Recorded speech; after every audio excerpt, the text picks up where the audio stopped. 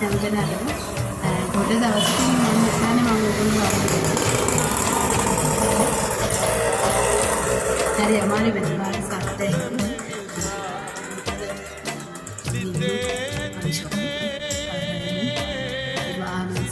සමාජ කතා කරනවා එහෙම නැති වෙන්න ඉඩ තියෙනවා. මම ඒක යාගෙන නිසා සමාජයේ සිද්ධාර්ථ වෙන්නේ නැහැ ගොඩ කාලෙකින්. බලමු අපි හෙට අනිත් ලයිව් එකක් කරන්න බලාපොරොත්තු වෙනවා.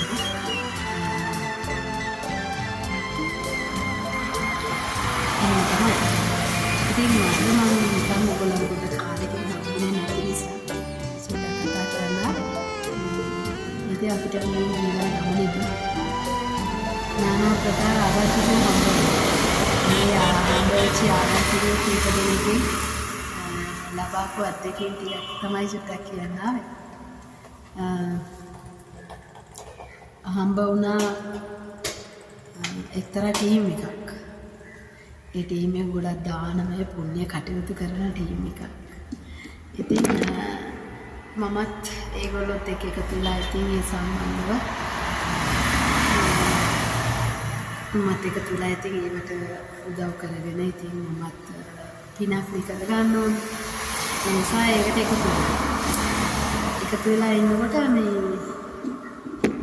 අපිට ඕනෙම දෙයක හොඳ නරක තේරෙන්නේ පහුවෙද්දිනේ.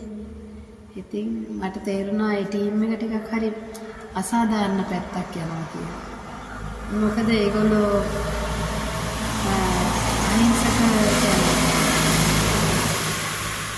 මිනිස්සුන් දුක්පත් අහිංසක මිනිස්සුන්ගේ ප්‍රශ්න ලෝකෙට පෙන්නලා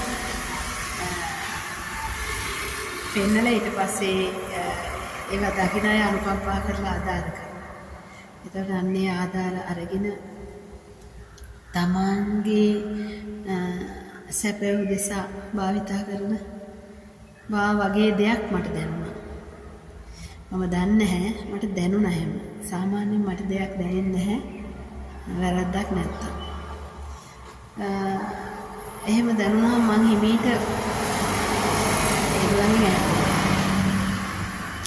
ඉතින් ඈත් වුණේ මම හිතුවා ජීවන ගමනේදී එක එක ආගන්තුකයෝ වෙනවා අපේ ජීවිතවලට යාළුවෝ විදිහට මිත්‍රයෝ විදිහට සහ යාළුවෝ වශයෙන් තමයි ගොඩක් එන්නේ. ඒ ඇවිල්ලා ඉතින් එක එක රංගපෑම් කරනවා ලස්සන රංගපෑම්. ඒ රංගපෑම් කරලා ඉතින් ඒගොල්ලන්ගේ රංගපෑම් කොහෙන් හරි චුට්ටක් එළියට ආවහම වැඩේ ලීක් වුණා කියලා දැනගත්ත ගම ඒගොල්ලන්ට කලින් මම ඒගොල්ලන්ගේ ඉතින් මම ඒ දෙක කරා. ඉතින් අයින්ම කරලා දැම්මා. මොකද සමහර අවස්ථාවල මගේ ගායන හැකියාවත් සමහර ලාභ කරනවා ඒගොල්ලෝ ගන්න. ඉතින් මට කෙනෙක් වෙනුවෙන් සින්දුවක් නිකන් කියන එක ප්‍රශ්නයක් නෙමෙයි. සින්දුවක් නෙමෙයි ඕනි තරම් සින්දු කිව්වේ ඒක නිකන්. හැබැයි රැවටෙන්න කැමති නෑ. යම් කෙනෙක් අපිව පාවිච්චි කරන්න හදනවා නම් ඒ අම්මා තාත්තා වුණත් කමන්නේ එතනින් අයින් වෙන්න. තමන්ගේ ස්වාධීනත්වය ගොඩනගා ගන්න. තමන් ස්වාධීන කෙනෙක් බවට හිතන්න. තමන් ස්වාධීනයි. අපිට කවුරුවත් තරහ ගිහින් දෙයක් කරන්න ඕනේ නැහැ. අපිට දෙයක් කරන්න පුළුවන්. ඉතින් පිනක් කරනවා නම් අපිට තනියෙන් පින් කරන්න පුළුවන්. දානයක් දෙනවා නම් අපිට තනියෙන් දානයක් දෙන්න පුළුවන්. ඒ නිසා අපිට ඊපස්සේ යන්න ඕනේ නෑ. ඒකයි කියන්නේ. ඒ නිසා එහෙම දේවල් තේරුම් ගත්තාම ඒ වගේ තැන්වලදී අයින් වෙන්න. මොකද මගේ යාළුවන්ට මම ලබන යම් අත්දැකීමක් තියෙනවා නම් මම ඒක මගේ යාළුවොත් එක්ක බෙදාගන්නේ. ඉතින් මට හිතුණා මේකත් යාළුවොත් එක්ක බෙදාගන්න එක හොඳයි කියලා. ඉතින් එච්චර තමයි කියන්න තියෙන්නේ. ගොඩ දවසක ඕගොල්ලෝ දැක්ක කියන ඕගොල්ලෝ නම් මට පේන්නේ නැහැ.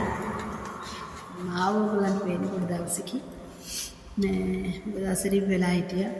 මොනේ බිරසාව ඇදලා හිටියා. දැන් මේ කතා කරන්න බෑ තාම. තියෙනවා අමාරු. කටහඬත් වෙනස්. සින්දුවක් කියන්නත් නම් පුළුවන්. හැබැයි සින්දුවක් කියන්න අද නෙමෙයි. තව ටිකක් කටහඬ පොඩ්ඩක් වොයිස් එක සෙටල් වුණාට පස්සේ අපි සින්දුවක් කියමු.